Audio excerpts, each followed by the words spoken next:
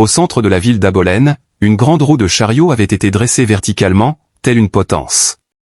Une jeune femme y était attachée. Ses jambes étaient écartées. Son corps était tendu si violemment qu'il tremblait à chaque respiration.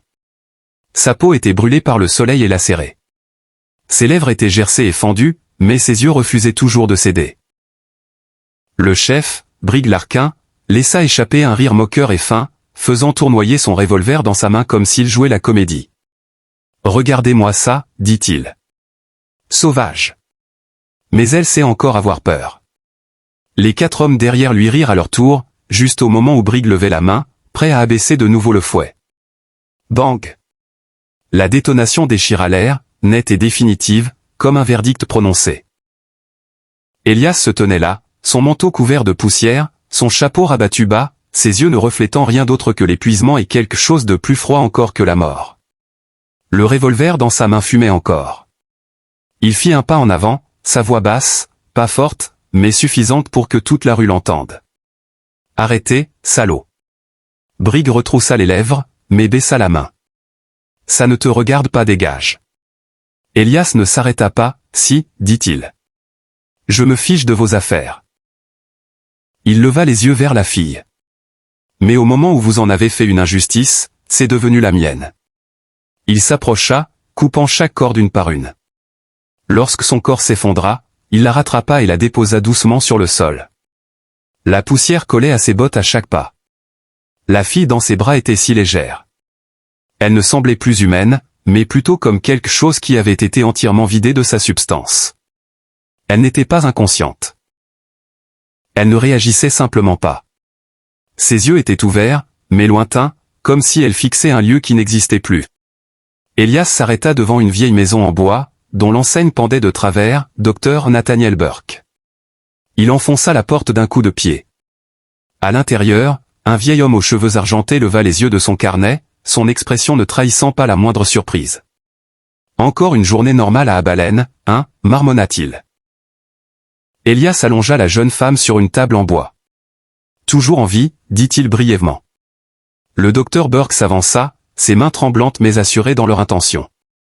Il examina ses blessures, coupant les cordes qui mordaient encore dans ses poignets. « Apache » demanda-t-il. Elias ne répondit pas. « Peu importe » se dit Burke à lui-même. La douleur est la même ici. Le temps passa lentement. Les seuls sons étaient ceux des ciseaux, du tissu qu'on déchirait et d'une respiration faible et fragile. Elias s'appuya contre le mur, ses yeux ne quittant jamais la porte. Il ne restait jamais longtemps. Il ne le faisait jamais.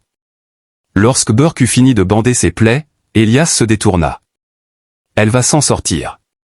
Je pars. » Le vieil homme ne leva pas les yeux. « Tu sais qui sont ces hommes ?» Elias s'arrêta mais ne se retourna pas. Burke continua, sa voix lente et mesurée. « Brig Larkin n'est qu'un chien de chasse. Son maître, c'est Cyrus Vance. Bétail, terre, eau. Tout ce qui se trouve ici passe entre ses mains. » Un bref silence. Le shérif Hollis Grady est à sa solde. Elias ajusta légèrement le bord de son chapeau. « Pas mon problème. » Le vieil homme poussa un soupir. « Non. Mais au moment où tu as tiré ce coup de feu, c'est devenu ton problème. » Elias marcha vers la porte. Juste comme sa main touchait la poignée, une main faible attrapa le bord de son manteau. La fille, ses yeux noirs profonds fixés droit sur lui, était consciente pour la première fois. Ses lèvres s'entr'ouvrirent légèrement, sa voix presque imperceptible. « Ne me laisse pas. » Elias resta immobile. Il avait déjà entendu ces mots auparavant. Et cette fois-là, il était parti. Personne n'avait survécu. Sa main se serra légèrement. Puis il lâcha la poignée de la porte. Si le bruit du vent et la poussière rouge de cette histoire résonnent encore dans votre cœur, assurez-vous de vous abonner à la chaîne afin que nous puissions nous retrouver pour d'autres histoires comme celle-ci. Et d'où regardez-vous? J'aimerais vraiment connaître vos impressions et savoir d'où vous nous suivez. 2 jours plus tard, Ayana se réveilla dans la vieille maison en bois du docteur Burke.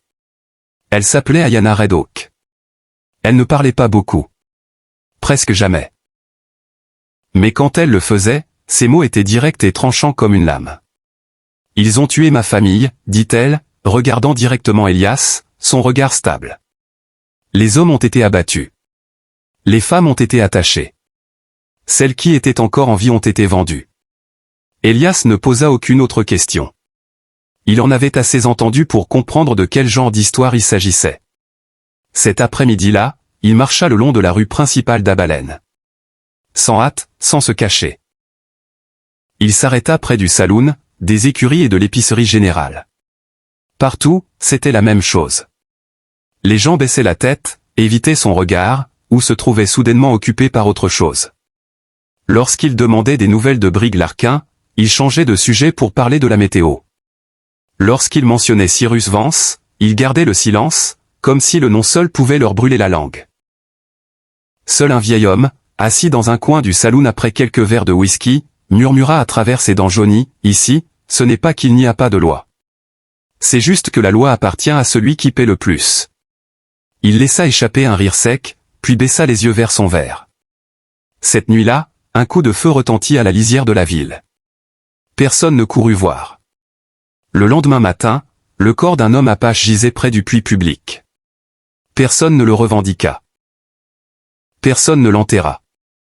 Seul Elias se tenait là, regardant le corps plus longtemps que nécessaire. Ayana arriva plus tard. Elle s'agenouilla beside de lui, ne pleurant pas, déposant seulement une petite pierre sur la poitrine du mort. Le vent soufflait dans l'herbe sèche, portant l'odeur de la terre et du vieux sang. Elias ôta son chapeau, laissant le vent frapper son visage. « Les gens ne naissent pas cruels, dit-il doucement. Mais certains apprennent vite, et d'autres le choisissent dès le début. » Ayana resta agenouillée, sa voix calme mais ferme. Et certains choisissent de rester là à regarder. Elias regarda autour de lui, les portes en bois fermées hermétiquement, les rideaux bougeant légèrement, mais personne ne sortait. Le vieil homme du saloon se tenait maintenant derrière une fenêtre, sa main serrant un verre de whisky. Elias remit son chapeau, sa voix basse et stable comme un coup de feu résonnant dans un canyon. « Très bien, alors. Cette fois, quelqu'un va arrêter ça. » Le corps de l'homme apache fut enterré cet après-midi-là derrière la maison en bois du docteur Burke. Aucune pierre tombale, aucun nom, juste un monticule de terre fraîche et deux personnes debout à côté, en silence. Ayana se pencha et posa une petite pierre sur la tombe. Elias ne demanda pas ce que cela signifiait. Dans des terres comme celle-ci, les gens s'accrochaient à la mémoire de la manière la plus simple qui soit. Une légère brise traversa l'herbe sèche, portant l'odeur de la terre fraîche et d'un ancien chagrin. La nuit tomba, et Abalène sombra dans une sorte de calme trompeur. Elias était assis sur le porche du médecin, son revolver posé en travers de ses genoux, la lampe à huile projetant une lueur tamisée sur un visage marqué par trop de miles parcourus sur la route. Ayana resta dans l'ombre un moment, puis s'avança. Elle s'assit à courte distance de lui, pas assez près pour lui faire entièrement confiance, mais n'étant plus une étrangère. « Tu ne dors pas ?» demanda-t-elle. Elias secoua la tête. Dormir n'aide pas. Le silence s'étira entre eux. Seul le bruit des insectes dans la nuit et le faible craquement du porche en bois sous l'effet du vent se faisaient entendre. Puis Ayana demanda, direct et sans hésitation. « T'es-tu déjà détourné auparavant ?» Elias regarda dans l'obscurité où la prairie se fondait dans la nuit. Il ne répondit pas tout de suite. Lorsqu'il parla enfin, sa voix était basse et lourde. « Oui. » Juste un mot, mais il portait du poids. Il y a longtemps. Une autre ville. Une autre fille. Il fit une pause, sa main se serrant légèrement sur le revolver. Elle a dit la même chose que toi. Ne me laisse pas. Ayana ne posa pas d'autres questions. Elle resta simplement là, attendant. Elias continua, sa voix stable, mais plus douce maintenant. À l'époque, je pensais que ce n'était pas mon problème. Quand je suis revenu, il ne restait plus personne à sauver. La lampe à huile vacilla, sa lumière dansant sur son visage. Ayana le regarda. Pour la première fois, ses yeux n'étaient plus sur la défensive, mais remplis d'une profonde compréhension. Alors cette fois, tu restes. Pas à cause de moi. Elias esquissa l'ombre d'un sourire. Presque triste. Non. Il fixa l'obscurité. Cette fois, je reste. Parce que je suis fatigué de vivre avec le coup du fait d'avoir tourné le dos. Le silence qui suivit était différent. Pas lourd, mais clair, presque paisible. Ayana hocha lentement la tête. D'où je viens, les gens croient qu'une personne n'est pas jugée par ce qu'elle a fait dans le passé, mais par ce qu'elle choisit de faire lorsqu'on lui donne la chance de rectifier les choses. Elias ne répondit pas immédiatement. Il ouvrit le barillet de son revolver, vérifiant chaque cartouche lentement, soigneusement. Alors j'espère que cette fois, dit-il, sa voix sèche et résolue, je ne manquerai pas cette chance again. Le lendemain matin, Abalen semblait la même que toujours. Personne ne parlait de l'homme. Personne ne demandait pourquoi Elias était toujours là. Comme si, en ne le disant pas à haute voix, rien de tout cela n'avait jamais eu lieu. Elias se tenait derrière la maison du docteur Burke, posant une bouteille en verre sur une clôture en bois délavé. Il recula de quelques pas et tendit le revolver à Ayana. « Tiens le steady. » Elle regarda l'arme une seconde, puis la prit. Pas de tremblement, juste un peu de lenteur. « Tire, » dit Elias. Ayana leva le revolver, visa. Le premier tir partit à côté, éclatant un morceau de bois. Elias ne sourit pas. Le deuxième tir fut plus proche. Le troisième atteignit la cible. La bouteille explosa sous la lumière du soleil. Ayana baissa l'arme. Elle ne dit rien, mais ses yeux avaient changé. Elle n'était plus la fille attachée à la roue. Dans les jours qui suivirent, ils travaillèrent ensemble. Elias lui apprit à tirer, à se déplacer, à marcher sur le gravier sans faire de bruit. Ayana lui apprit à lire les traces, à regarder le sol et à savoir qui était passé par là. Et lorsque personne ne parlait de sauver qui que ce soit ici, ils se tenaient côte à côte, en égaux. La nuit, ils s'asseyaient près d'un petit feu derrière la maison. Ils ne parlaient pas beaucoup, juste assez pour se comprendre. « Tu n'as jamais demandé pourquoi je ne m'enfuyais pas, » dit Ayana un jour. Elias haussa les épaules. « Tu n'es pas du genre à fuir. » Ayana fixa le feu. « Non. Mais je ne suis pas non plus du genre à revenir. » Elias hocha légèrement la tête. Ça a changé. Mais Abalen n'aimait pas le changement. Un après-midi, de la fumée s'éleva du côté ouest de la ville. La maison d'un palefrenier, le vieux Fletcher, avait été réduite en cendres. C'était le seul qui avait jamais donné de l'eau à Ayana lorsqu'Elias était passé avec elle. Personne n'avait aidé. Personne n'avait essayé d'éteindre l'incendie. Il s'était contenté de regarder. Elias se tenait à distance, les yeux fixés sur les flammes. Ayana serra le poing.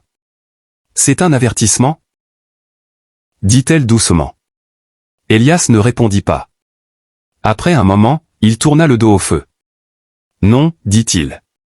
Sa voix était basse, mais solide comme la pierre. « C'est une erreur. » Ayana le regarda. Elias chargea son revolver. Un avertissement ne fonctionne que lorsque les gens savent encore avoir peur. Il leva les yeux, son regard devenant froid. Et moi? J'ai dépassé ce stade. L'incendie de la maison de Fletcher brûla tard dans la nuit. Personne n'essaya de l'éteindre. Personne ne cria. Seul le bruit du bois qui s'effondrait. Pièce par pièce. Comme un rappel que dans Abalen, le prix de la bonté se paie toujours en cendres. Le lendemain matin, Elias entra directement dans le bureau du shérif. La porte en bois s'ouvrit brusquement, claquant contre le mur. Le shérif Hollis Grady était assis derrière son bureau, les pieds posés sur un tiroir, faisant tourner lentement son insigne comme s'il s'agissait d'un simple bijou. Il ne semblait pas surpris. « Je me demandais quand tu allais montrer le bout de ton nez, » dit Grady, le ton plat. Elias se tenait au milieu de la pièce. Il n'enleva pas son chapeau. Il ne s'assit pas. La maison de Fletcher, dit-il. Grady haussa les épaules. Accident. Elias le regarda droit dans les yeux. Tu appelles verser de l'huile et mettre le feu un accident? Grady baissa les pieds. La paresse dans ses yeux avait disparu. Ici, dit-il lentement, nous appelons tout accident si l'homme qui paie le dit. Elias fit un pas en avant. Alors, combien vends-tu la loi? Grady laissa échapper un petit rire. Tout le monde ne peut pas se le permettre. Elias hocha légèrement la tête, comme s'il comprenait. Alors, aujourd'hui, dit-il, la voix basse, je vais te payer avec quelque chose qui ne te plaira pas. Grady haussa un sourcil. Elias le regarda droit dans les yeux. Du plomb. Personne ne dégaina, mais l'air dans la pièce s'épaissit, lourd comme l'instant avant une tempête. dehors, dans la rue, la nouvelle se répandit vite. Les gens savaient qu'Elias avait franchi une ligne que peu osait toucher. Mais pourtant, personne ne se rangea à ses côtés. Un homme au saloon murmura, s'attaquer avance. C'est creuser sa propre tombe. Un autre répondit, au moins, il choisit où mourir. Cet après-midi-là, Jed Kessler traversa la ville à cheval avec quelques hommes. Il n'avait pas besoin de dire quoi que ce soit. Un seul regard suffisait à rappeler à tous qui possédait cet endroit. Elias se tenait sur le porche de Burke, la main posée sur son revolver. Ayanna se tenait derrière lui, ne reculant pas. Jed arrêta son cheval et cracha par terre. « J'entends dire que tu aimes jouer les héros, dit-il. » Elias ne bougea pas, non, répondit-il. « Je n'aime juste pas voir les gens se faire écraser et faire semblant de ne pas l'avoir vu. » Jed afficha un sourire froid. « Cette ville n'a pas besoin de toi pour lui apprendre à vivre. » Elias jeta un coup d'œil autour de lui, porte close, yeux observant à travers les fentes étroites des rideaux. « Non, dit-il. Mais on dirait qu'ils ont oublié. » Jed pencha la tête, son regard devenant plus froid. « Tu es seul, Croc. » Elias hocha légèrement la tête. « Non. » Il jeta un bref coup d'œil vers Ayanna. « Juste cette fois, je suis du bon côté. » Le vent souffla dans la rue. Personne ne parla, mais tout le monde comprit. À partir de cet instant, il n'y aurait plus de place pour le silence. La tempête ne venait pas du ciel. Elle arriva juste au moment où le soleil touchait le bord de la ville. 3 cavaliers apparurent depuis l'ouest, la poussière roulant derrière leurs chevaux. Pas de cris, pas d'avertissement, juste la façon dont arrivent les hommes certains de ne pas repartir les mains vides. Jed Kessler menait la marche. Elias se tenait déjà sur le porche, sans hâte. N'évitant rien.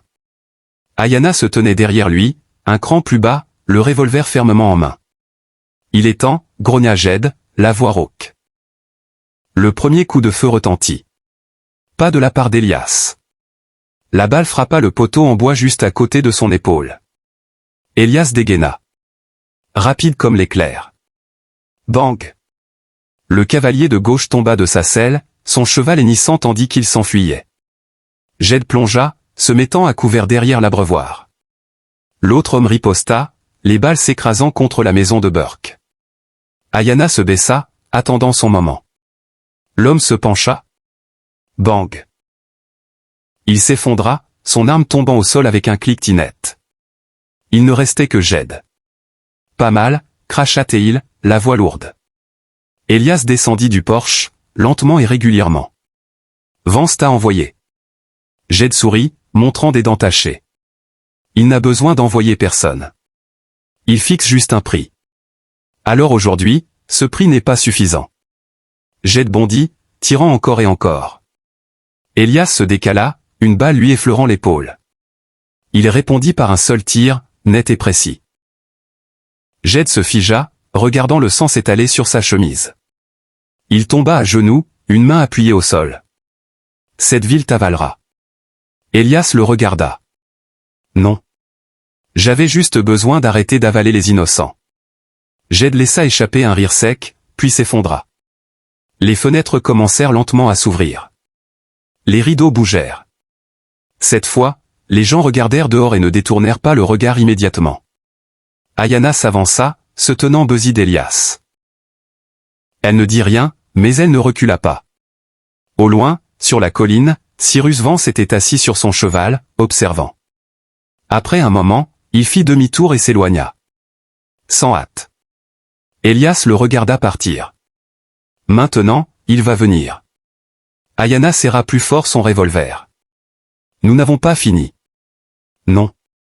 Cette nuit-là, Abalen ne dormit pas.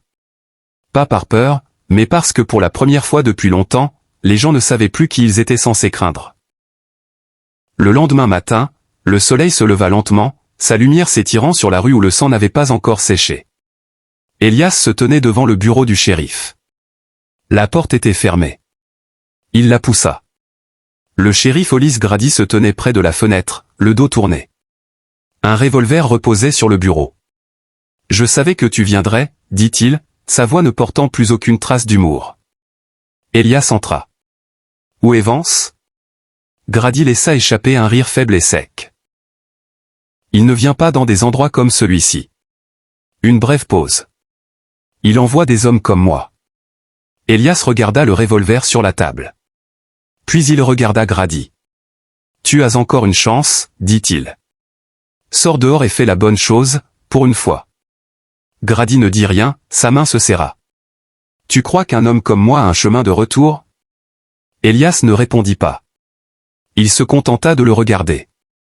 Finalement, Grady secoua la tête. Lentement, il saisit le revolver. Bang! 2 coups de feu. Presque simultanés. Lorsque la fumée se dissipa, Grady resta immobile une seconde, puis s'effondra. Elias resta debout. Il ne dit rien. Il n'y avait rien à dire. À la lisière de la ville, la poussière s'éleva de nouveau. Cyrus Vance apparut. Il ne regardait plus de loin. Cette fois, il amenait des hommes avec lui. Plus nombreux, plus froids. Ayana se tenait au milieu de la rue, ne reculant pas. Les habitants de la ville commencèrent à ouvrir leurs portes lentement, mais certains sortirent. 1, puis 2, non pas pour combattre, mais pour ne plus détourner le regard. Vance mit pied à terre. Son regard passa sur Elias, puis s'arrêta sur Ayana. « J'ai payé pour que ce problème disparaisse, dit-il. Elias fit un pas en avant. « Tu n'as pas payé assez. » Vance sourit. « Tu crois que tu peux changer ça tout seul ?» Elias secoua la tête. « Non.